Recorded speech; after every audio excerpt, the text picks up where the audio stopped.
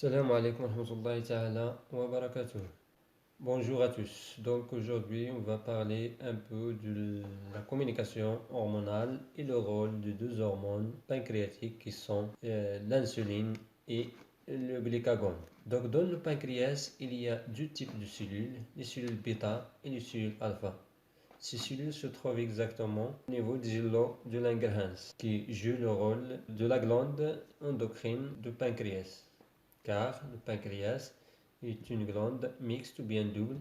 Il joue un rôle à la fois dans la digestion des aliments par la sécrétion des enzymes et d'autre part, il joue un rôle de la régulation de la glycémie par la sécrétion de ces deux hormones. Donc il y a deux cas. Le cas où la glycémie est supérieure à la normale, on parle d'hyperglycémie. Et le cas où la glycémie est inférieure à la normale, on parle d'hypoglycémie.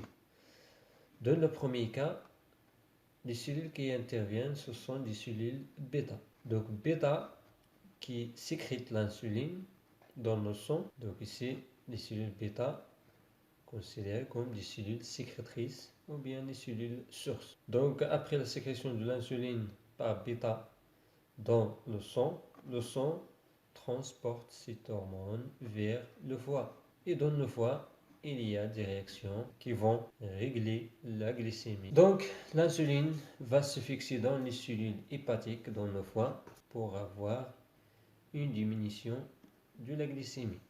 Donc, le phénomène qui se réalise ici s'appelle glycogénogenèse. Qu'est-ce que ça veut dire? Les cellules hépatiques vont absorber le glucose qui se trouve dans le sang et le transformer en glycogène.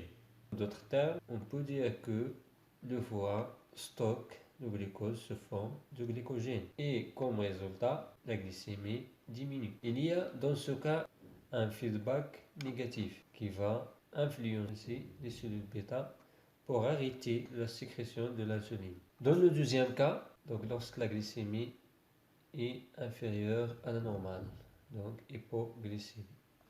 Dans ce cas, les cellules alpha interviennent par la sécrétion d'une hormone qui s'appelle glucagon.